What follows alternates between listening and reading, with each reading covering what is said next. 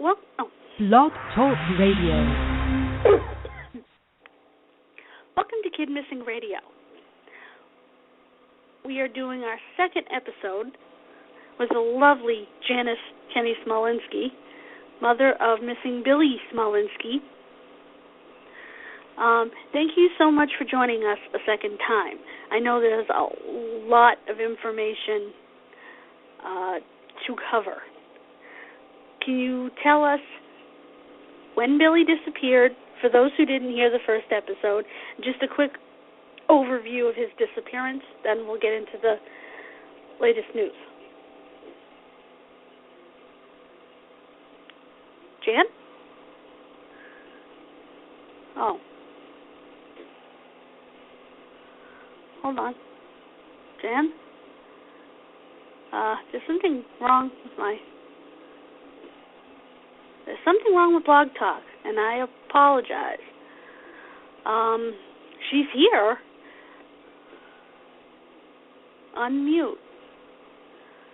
No, unmute. It's leaving her on hold for some reason. Are you there? Yes. Can you hear me? Hi. Yes, Hi. I can hear Yes. you now. I apologize. It was freezing. It wouldn't let me take you off hold. Oh, that's okay. I'm on, so that's good. I want to thank you for having me on, Angelina. And you're very welcome. And again, I'm very sorry that it froze and wouldn't let you off hold. That's embarrassing. That's I was okay, just no problem. going to ask you to give us a quick overview of Billy's disappearance. Then we'll go into the more recent details, because there's a lot that has happened since the last time you were here. So. Right. I think the last time I was on was 2012. Is that correct? About 3 years ago? Yeah, you were one of my first guests. Okay. Right. Well, Billy went missing in August 24th, 2004. And I know this story has a lot to it. It's like an octopus with many legs. So, I just to make a long story short, he went away for 5 days to West Palm Beach, came home, and he was home for a couple of days and disappeared. We have a lot of information regarding the case, and there's a person in prison right now who says he helped dispose of my son. So, yes, it is. And he's lied to the police many, many times and brought them to different areas where the police have dug, and with no results. So Chad Hansen has signed 2 warrants saying different areas where he disposed of Billy, and he said that he did help dispose of him. And Madeline's son, Sean Kapurik, who has since passed away from a drug overdose, killed Billy. So we have a lot of information, but yet we need the right people to come forward and give us the information to bring us to his body or his remains. Why do you suppose this guy keeps lying about where Billy's earthly remains are? At this point, what's he got to lose? He's in prison. His accomplice is dead. Exactly. I really don't know what his motive is or why he's lying. I wish he would tell the truth. I've asked and sent a letter to prison to see if I could talk with Chad, sit down and maybe sitting face-to-face with the mom. He would tell me, but he's flatly refused and said, told the prison employees that he, under no circumstances, will see Mrs. Smolinski. So I can't get there. I wish I could. Yeah. I understand that cadaver dogs, 2 of them, have hit on I know you don't want to say the area, and I respect that. And by the way, we should tell everyone, Billy's missing from Waterbury, Connecticut, on an area that you and your husband believe Billy may be located. Again, you don't want to reveal that, and I totally understand that. Is that true that they've hit? Yes. We actually have a tip line. And I guess according to the tipster that had called us about 1.5 years ago, almost 2 years, a location where they had heard from prison that Billy was buried. I guess originally the tip had gone to the police department, but nothing had been done with it. So usually when the tips don't work out with the police, they come to us because they're concerned and worried. We took the tip and investigated the area many times and finally brought dogs in. And the first set of dogs did, showed an interest. And the second time, months later, we brought some more dogs in, and the same thing happened. I'm not saying it's Billy. If it's not Billy, then it could be someone else. But there was definite action on the part of the dogs. And we had a reporter with us from a local newspaper, and we had a private investigator, the dogs, and a detective came with us. We had quite a few people that witnessed the same thing. We're just waiting for the police departments to come in, which they haven't yet, to our knowledge. Excuse me. Back to Hanson real quick. I'm wondering, how is he even connected? Was he friends with the woman's son, or? Because I'm wondering if he's just a nut job looking for attention. No, he is. Sean Kompurik passed away from a drug overdose on January 2005, January 31st, 2005. Chad Hanson was Sean's friend. Actually, Chad Hanson was in the car with Sean when he passed away. So they were very good friends. And according to the reports, Sean had killed Billy and asked Sean to help dispose of the body, which Sean said he did. And there's different ways that they had killed Billy and different ways that they disposed of the body, which were pretty graphic in the warrants. Wow. I'm sorry. I was going to say, I can't even imagine being in your shoes, pretty much knowing that your child is gone and not being able to bury their earthly remains. It's really, you don't. There is no grieving process because if you don't know where they are, you constantly wonder. And every day, it's a roller coaster of emotions. And other families who are experiencing the same thing, we say that we walk in similar shoes but different sizes. There is no getting over it. There's no letting go. You need to know where your loved one is. They're part of you, and you just can't walk away. And if there's someone out there, in my son's case, someone that murdered him, they know where Billy is. We just need someone to come forward and give that information as to what happened and where he is. And, that way we could have his remains home and have a place to go. And then the grieving process will begin because we'll have a place to visit and know where he is. Absolutely. Excuse me. I have a little bit of a cold. That's okay. Do we know what the motive for taking Billy's life was? Not that it matters, but... really there's different theories in police reports as to why he took Billy's life, if that's the case. But I really can't say because the theories there's so many of them, I really can't go into it because then it brings in to the internal part of the case and right. We have so many problems. No, I understand. Okay.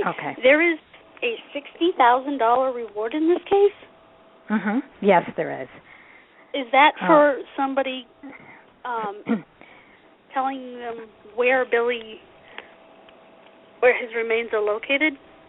Yes, if for the return or recovery of Billy, there's a $60,000 reward. Now, I know our tip line has been ringing for different reasons. Some people think if we just bring in, the latest one was just last week where someone had called and said, if I bring a private detective in, will I get the $60,000? And I said, well, no.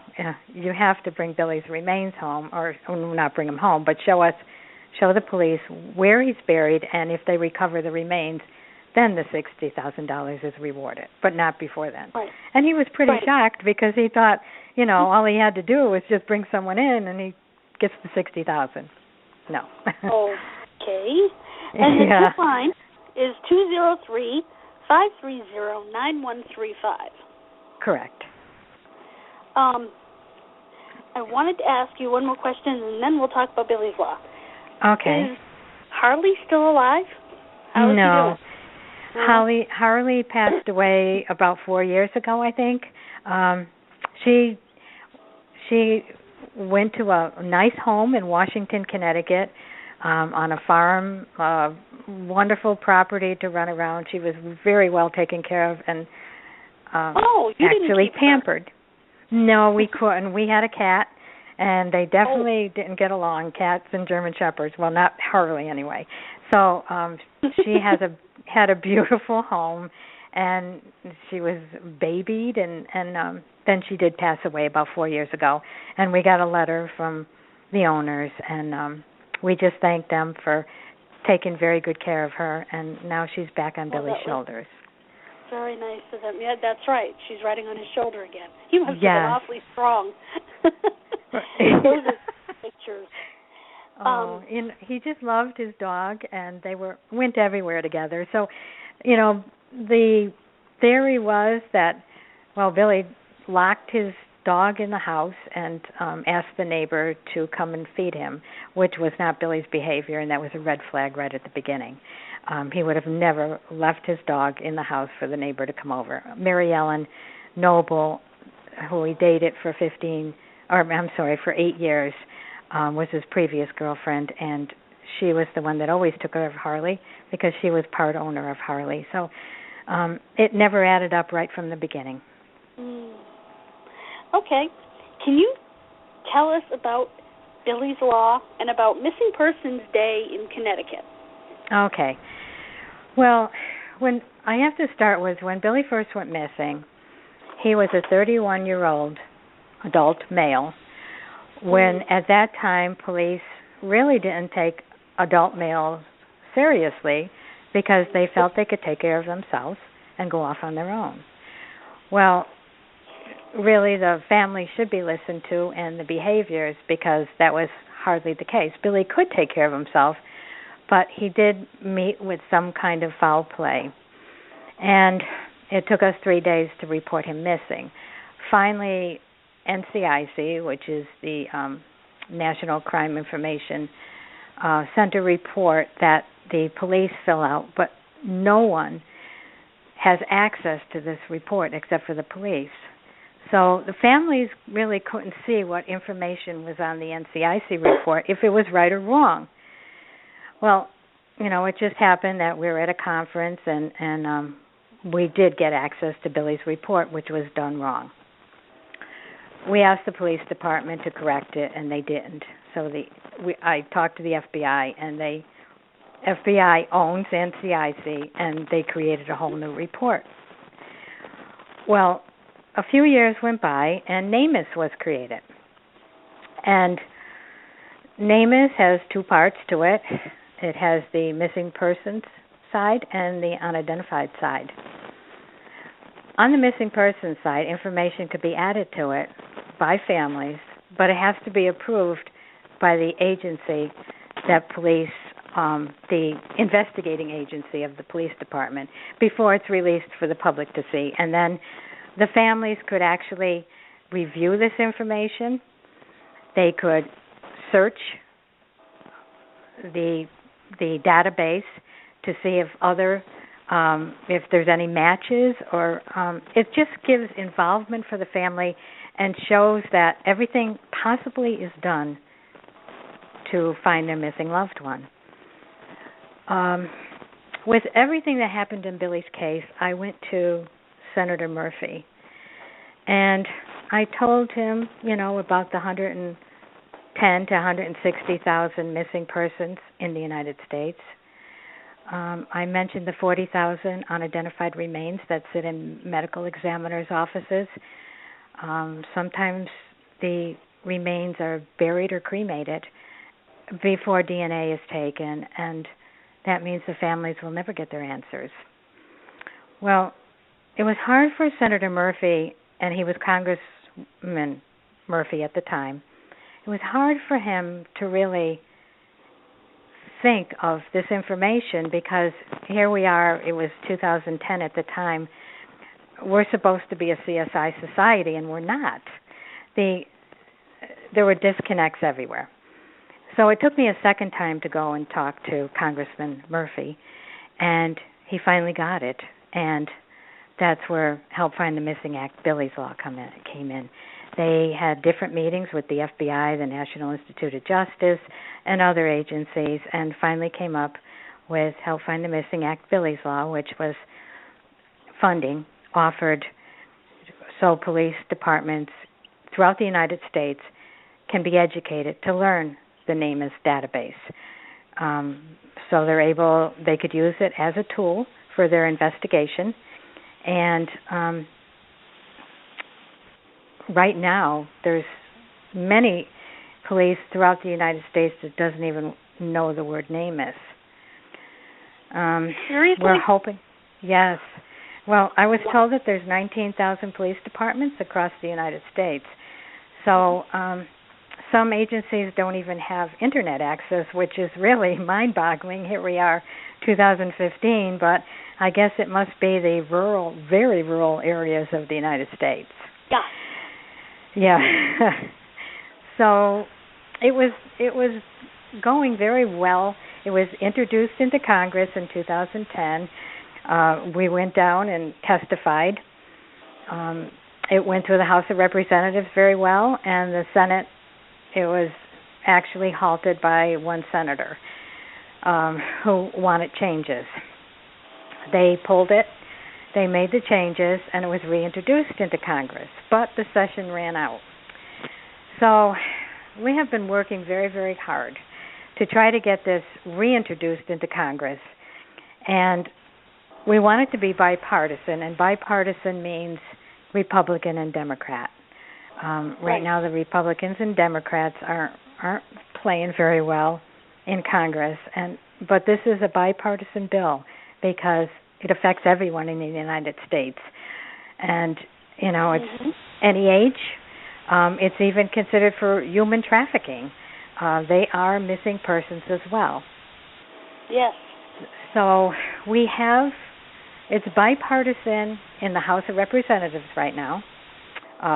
Congressman Poe from Texas and Congresswoman Esty from Connecticut are sponsor and co-sponsor of the bill. And Senator Murphy is the Democrat, and we're looking for a Republican co-sponsor on the Senate side. Once we get the Republican senator, then it can be reintroduced into Congress, and at that time we get co-sponsors to co-sponsor the bill. I know it's a little confusing at first, but it's really not too bad if we walk everyone through the process carefully.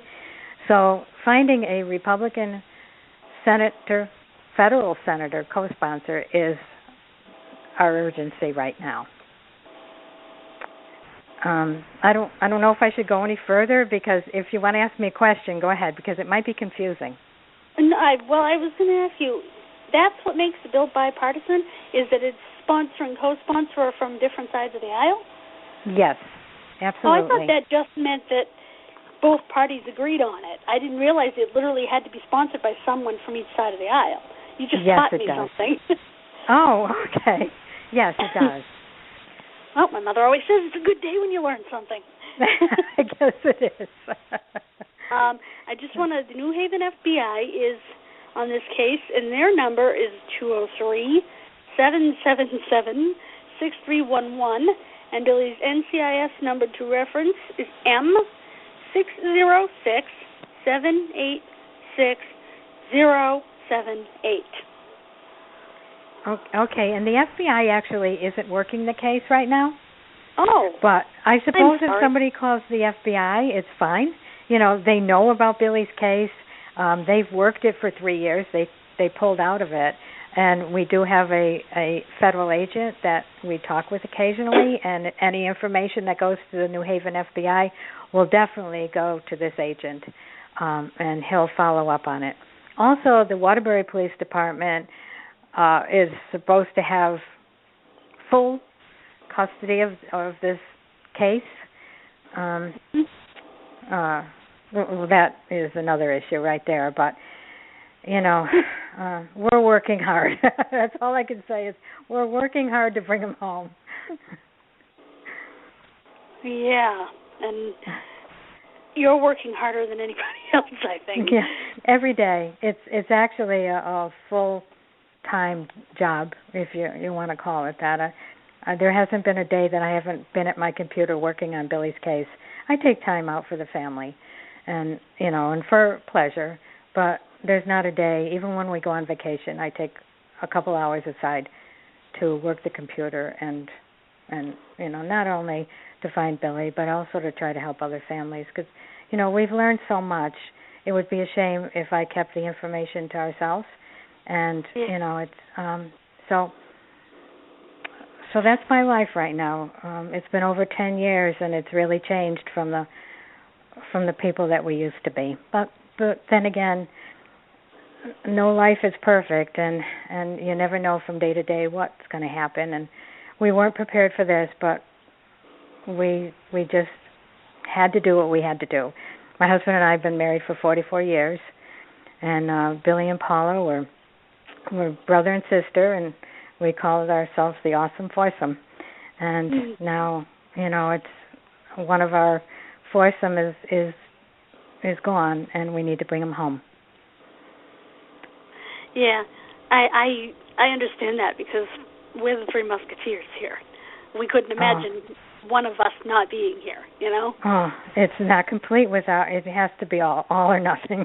I mean, not nothing, but it just has to be all. It's an empty feeling. It's so hard. It's so hard to,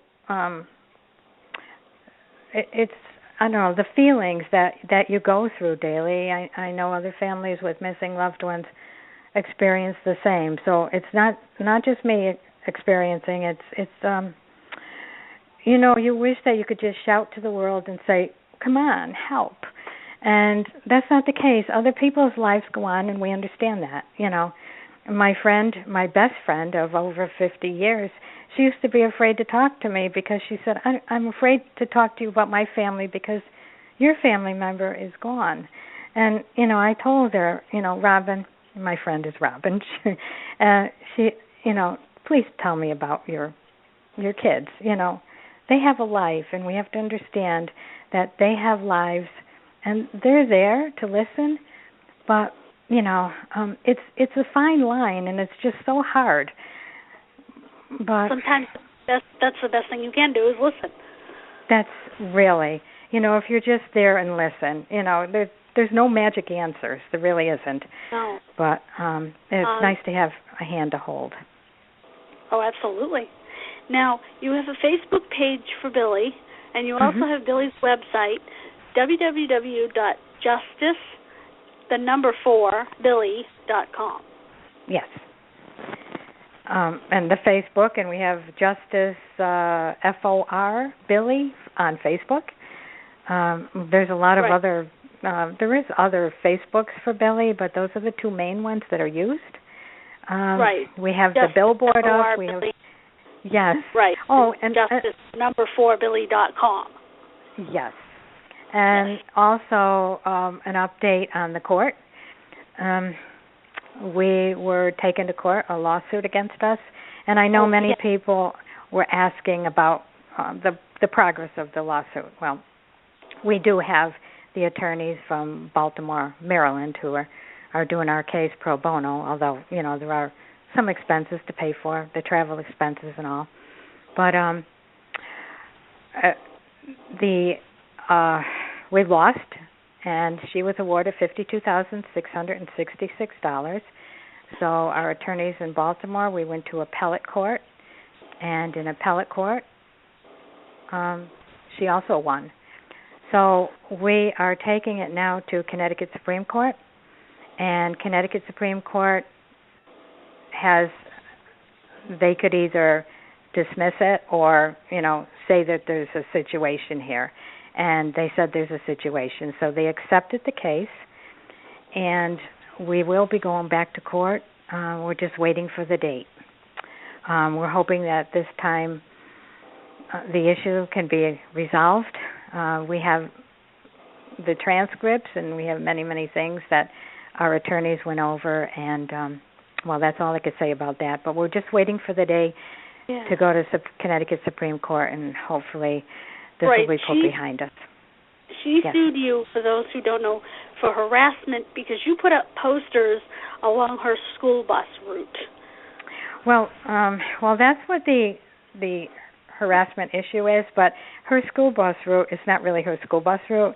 What most people don't understand is Billy also drove school bus for the same company, and he also drove school bus for another company in Woodbridge previous to that. So he also had different routes along the same line, and it wasn't just her bus route. See, those flyers were hung in that town, other towns, everywhere, as they are today. There's still flyers all over poles that people say, "Oh, I saw a flyer." Billy also, and there should be. Yes, absolutely, absolutely. And the thing is, the reason why our attorneys from Baltimore came in is because if this case is won, now we hung a flyer of Billy. It had nothing to do with her on this flyer, nothing at all. It was all information pertaining to Billy. A lot of people in town knew him because he was a school bus driver. Mm-hmm. So I can't understand the issue, at why we had been sued. And also, Madeline is the mother of the person who's supposed to have killed Billy, which for this to get into the court system, I can't even believe it. Many, many people can't believe it. And if the case is won and awarded to her, this will become a landmark case, which means that anyone... What? I'm sorry? I said not in a good way. No, not in a good way, because if it becomes a landmark case, that means that anyone who hangs a flyer looking for their missing loved one or a missing pet or anything, if it seems to bother someone for some reason, they have grounds to sue that person. So it's very, very serious. Yeah. And, I don't think... I can't believe the state of Connecticut actually not only found for her, but then then in appeal again found for her. It just blows my mind. It is mind-boggling, and what we really want is somebody of authority to sit down with us and to talk with us, and we need an investigation here. There's something definitely wrong, and we're being very respectful, and we don't want to hurt anything, But on the other hand, we need to bring Billy home, and we need justice. And that's all we're asking for. We're actually a good family trying to do good, as much as any family can, Absolutely. So we'll see what happens. We continue to fight. And I think one day, like I say on Facebook, a door will open. And we do have a good God, and I think it's faith that gets us through each day. Absolutely. We do, and he hears us, and I believe he will help to bring Billy home one of these days. Hopefully sooner than later. I hope so, and many other missing loved ones as well. Go ahead. Absolutely. No, I was just going to say we only have 1 minute left. Okay. The show goes very fast with you because you're a wonderful. I just wanted to give a couple of programming notes before we end. Next week, I will have another show, which is unusual. I usually do them in 2 weeks. The Fandel siblings, Scott and Amy. I will have their maternal uncle, Terry Schoenfelder, on. And Kidmissing TV episode 11 is now up on my YouTube and my website, available to be watched. Thank you so much, Jen, for agreeing to come back on the show and talk to us about all the latest developments, and I can only continue to pray that Billy is brought home soon, and that hopefully the Connecticut State Supreme Court overthrow the decision. Oh, thank you so much, Angelina, and it was so nice that you asked me to come on and to give updates. And I think one day we will get answers along with all the other families that are looking for their loved ones. Yes. Again, thank you all for listening. God bless you. Good evening. Good night. Good night, everybody. Good night.